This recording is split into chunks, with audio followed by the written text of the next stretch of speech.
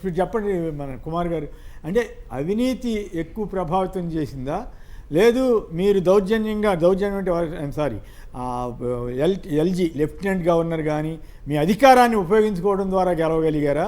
మూడు, మీరు కూడా ప్రజాకర్షక విధానాలు 2500 ఇంటింటికి ఇస్తాం, ఉచిత గ్యాస్ సిలిండర్ ఇస్తాం, ఉచిత ఎలక్ట్రిసిటీ ఇస్తాం, ఏం వేలంపాటు పెట్టినట్టే ఆప్ వాళ్ళు పెట్టారు, మీరు పెట్టారు, కాంగ్రెస్ పెట్టింది. సరే కాంగ్రెస్ అంటే ఆల్మోస్ట్ పిక్చర్ నుంచి తప్పించారు. ఏది ఎక్కువ ప్రభావం చూపించింది? ఇప్పుడు రెండు విషయం సార్. ఇప్పుడు వారికి 2 సార్లు అవకాశం ఇచ్చినప్పుడు చాలా మ్యాండేట్ ఇచ్చారు. 67 ఇచ్చారు. అవుట్ ఆఫ్ 70 67 కూడా వీరు గెలిచిన పరిస్థితి ఉన్నది. 67 నుంచి ఈరోజు ఎందుకు అంత పడిపోయింది అనేది మనం చూసినట్లయితే మేము ప్రజలతో ఉన్నాము, ప్రజా కార్యక్రమం చేస్తున్నాము. కేంద్ర ప్రభుత్వంలో 2014 నుంచి ఉన్నాము. 2014లో ఉన్న సందర్భంగా ఏ రాష్ట్రానికైనా కూడా ఇచ్చినట్టుగా అక్కడ డెవలప్మెంట్ యాక్టివిటీ చేస్తున్నది. తర్వాత వాళ్ళు కూడా చెప్పినట్టు, ఇంతకుముందు సోదరులు చెప్పినట్టుగా రెండు గవర్నమెంట్లు కనుక ఉన్నట్టయితే ఈ సమస్య పోతుంది, రెండు సమన్వయం అవుతుంది. ఈయన గెలిచినా కూడా రేపు ముఖ్యమంత్రిగా ఉంటాడా ఉండడా, సుప్రీంకోర్టు డైరెక్షన్ రెండో అంశం. ఆర్గ్యుమెంట్ సంథింగ్ రాంగ్ అనిపిస్తుంది అండి. ప్రజాస్వామ్యంలో రెండు ఒక చోటే ఉండాలంటే అసలు బీజేపీకి అవకాశమే రాకూడదు. యూపీఏ గవర్నమెంట్ 10 ఏళ్ళు ఉంది, అదే కంటిన్యూ అయిపోయి ఉండాలి కదా. ప్రజలు భావించారని అనుకుంటే నేను అనట్లేదు. నేను దాన్ని రెండు డబుల్ ఇంజన్ సర్కార్ ఉన్నట్టయితే బాగుంటుందని ప్రజలు భావించారేమో. భారతదేశంలో నెహ్రూ గారి కానీ ఉన్న కాంగ్రెస్ ఉండాలి. అటువంటి మీరు చెప్పేది ఉన్నారు కదా, దేశం అంతా ఉన్నారు. అసలు 54 ఏళ్ళు వాళ్ళే కదా చేసింది. తర్వాత ఏమైంది పరిస్థితి? ప్రజలు ఎప్పుడు కూడా ఈరోజు మీరు చిత్రపటం చూడండి సార్, ఎక్కడైనా కూడా సమన్వయం ఉండాలి. ఒక వీళ్ళు ఉన్నారనుకోండి, గెలిచిన వాళ్ళు ఏం మాట్లాడుతున్నారు? సరే రైట్, ఓకే, డబుల్ ఇంజిన్ సర్కార్ పక్కన పెట్టండి. మీరు కూడా ప్రజాకర్షక హామీలు అంత స్థాయిలో తెలివిగా కరెక్ట్గా బడ్జెట్ అయిన తర్వాతే ఎలక్షన్ వచ్చేటట్టు మరి వాళ్ళు అనొచ్చు, జాగ్రత్త పడ్డారనో లేకపోతే ఏదైనా కానీ అంటే అనొచ్చేమో కానీ, బట్ మీకు అవకాశం ఉంది.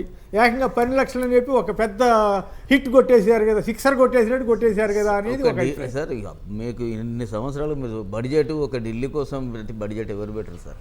ఈ దేశానికి సంబంధించిన ప్రజలకు సంబంధించి ఒక ఊహించని విధంగా 12 లక్షల ఐటీ ఇవ్వడం అనేది ఒక కేవలము 70 సీట్ల కోసము ఢిల్లీకి రావడం కోసం కాదు. దేశవ్యాప్తంగా మధ్యతరగతి వాళ్ళని దృష్టిలో పెట్టుకొని ఉద్యోగులకు సంబంధించుకొని వేతన జీవులకు తీసుకొని హర్షించాల్సిన అవసరం, చేయాల్సిన అవసరం. ఒక ఉప ఎన్నిక కోసం మొత్తం రాష్ట్రం అంతటిని ప్రభావితం చేసే అంశాలు, నిర్ణయాలు కూడా జరుగుతూ ఉంటాయి కొన్ని సందర్భాల్లో. ఎందుకంటే ఆ ఉప ఎన్నికతో భవిష్యత్తులో ఎన్నికల సూచిక అవుతుందనో ప్రతిష్ట అవుతుందనో అట్లా జరిగిన సందర్భాలు కూడా ఉన్నాయి. కాదండి పురుషోత్తమ రెడ్డి గారు, మీరు చెప్పండి. వాళ్ళంతా పార్టీలు వాళ్ళు, మనం కాదు.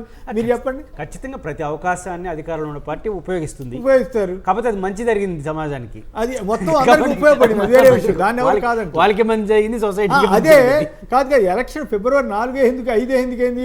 జనవరి 20 మళ్ళీ మార్చిలో బడ్జెట్ సమావేశాలు, మార్చిలో జనవరి 27 28 పెట్టుండొచ్చు కదా, పెట్టలేదు కదా. ప్రభావితం చేసే అంటే ఇవన్నీ అనుమానం. అంటే వాళ్ళు నిజంగా చిత్తశుద్ధితో చేసినా ఈ అనుమానాలకు అవకాశం ఉందా? వ్యూహాత్మకంగా ఉపయోగించుకోవాలి. మనకు ఎన్నికల నిబంధన ఏముంది కొమ్మినేని గారు?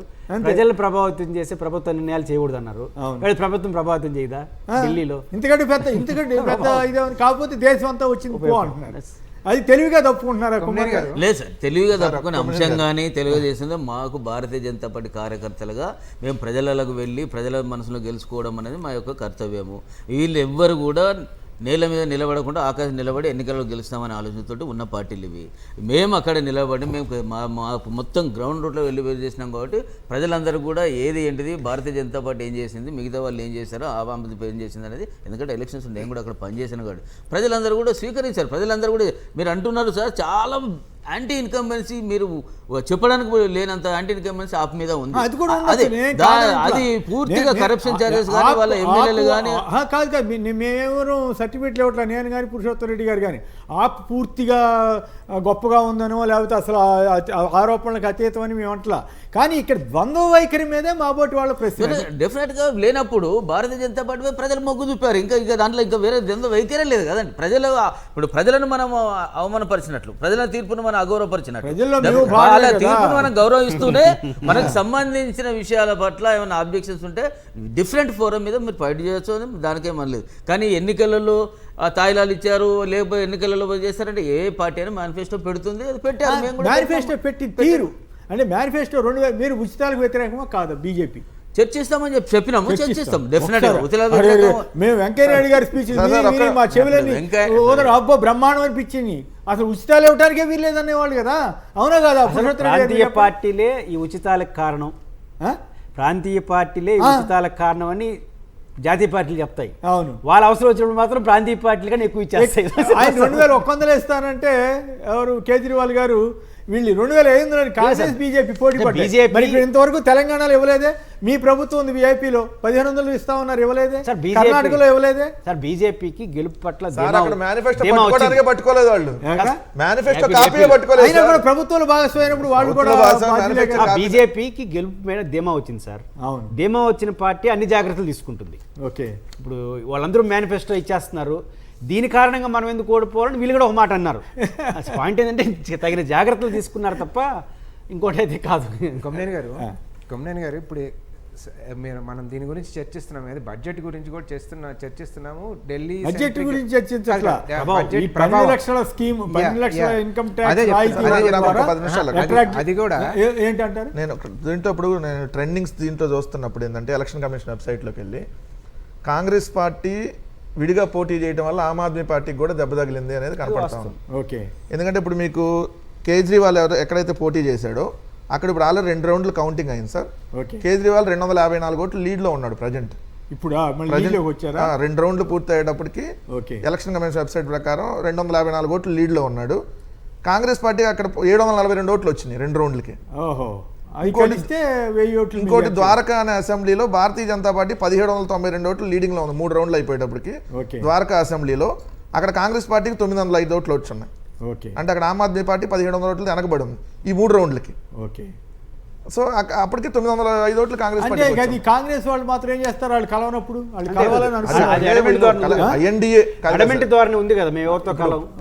మొన్నటిదాకా ఐఎన్డీఏ కూటమిలోనే ఉన్నారు కదా ఆమ్ ఆద్మీ పార్టీ కూడా.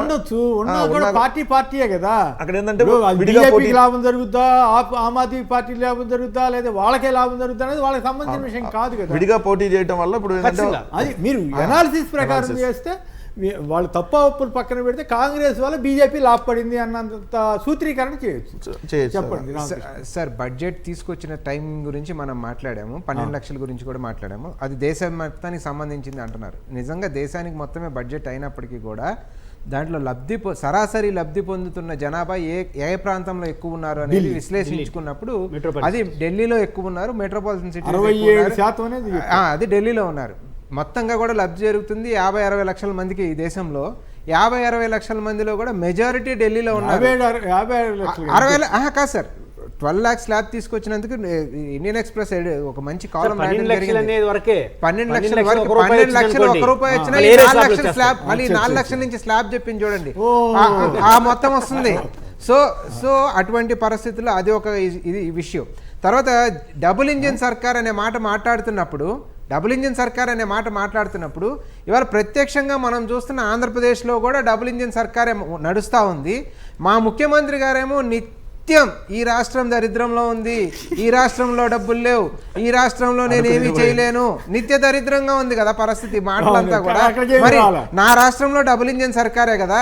అంటే డబుల్ ఇంజిన్ సర్కార్ అనే పేరుతో ప్రజల్ని ఏ రకంగా ఏమారుస్తున్నారు, దేశవ్యాప్తంగా కూడా ఇలాగే జరుగుతూ ఉందా అని నా రాష్ట్రాన్ని గమనించినప్పుడు నాకు అర్థమవుతా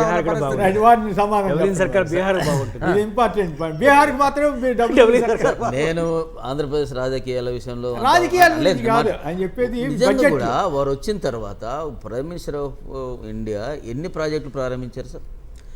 1,90,000-3,000 కోట్లతోటి కాకుండా స్టీల్ ప్లాంట్కి సంబంధించి కానీ, అక్కడ పోలవరంకి సంబంధించి కానీ కొంత మనము పూర్తిగా మామూలుగా తీసి పడేసినట్టు కూడా సమన్వయం చేసుకున్నట్టయితే వారు జరిగినప్పుడు తప్పకుండా జరుగుతుంది. ఇప్పుడు ఆంధ్రప్రదేశ్ ప్రజలందరూ కానీ అక్కడ ఉన్న రాజకీయ పక్షాలు కానీ కూడా గమనిస్తున్నాయి ఎంత పెట్టుబడులు వస్తున్నాయి, ఏ కారిడార్లు ఎట్లా డెవలప్ అవుతున్నాయి, స్టీల్ ప్లాంట్కి సంబంధించిన ఎట్లా బడ్జెట్ సపోజ్ 5,300 కోట్లు.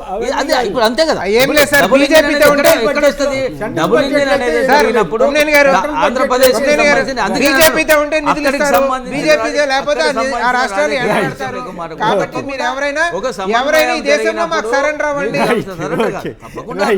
అభివృద్ధిలో ఈ ఫెడరల్ గవర్నమెంట్ సిస్టంలో ఈ దేశంలో ఆంధ్రప్రదేశ్ ప్రత్యేకంగా కాదు, ఏదైనా దేశంలో అన్ని మొత్తం రాష్ట్రాలు ఢిల్లీలో అయితే కలిసి మాస్టర్ ఒక స్ట్రోక్ కొట్టారు.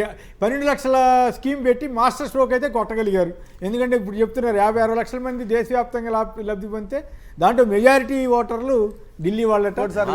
అయితే కేవలం ఎన్నికలను పెట్టుకొని వేలేదు ఈ దేశంలో ఉన్నటువంటి మధ్యతరగతి ఉద్యోగులకు సంబంధించి సరే, ఇప్పుడు వీళ్ళు అన్ని చోట్ల ఉచిత బస్సు అంతకుముందు ఏమన్నారు? అవును. అసలు మోడీ ఉచిత గారు బస్సుని- ఒక్క రూపాయి కూడా ఇన్కమ్ ట్యాక్స్ Right. చేయలేదు. break this. అసలు ఇన్ని సంవత్సరం చేయలేదు. మహిళలకు ఉచిత బస్సును వ్యతిరేకించిన భారతీయ జనతా పార్టీ ఢిల్లీలో ఉచిత బస్సు పెట్టింది. ఢిల్లీలో ఉచిత బస్సు అన్నారు. ఉచిత బస్సు పెట్టారు. ఉచిత బస్సు, ఉచిత విద్యుత్, నెలకు మహిళలకు 2500. ప్రధానమంత్రి ఇక్కడ 1700 1700 కాలనీలు రెగ్యులరైజ్ చేసేస్తాం పొమ్మన్నారు. రేవడియాని వెటకారం చేశాడు వాటిని ప్రధానమంత్రి ఉచితాలని. ఆ.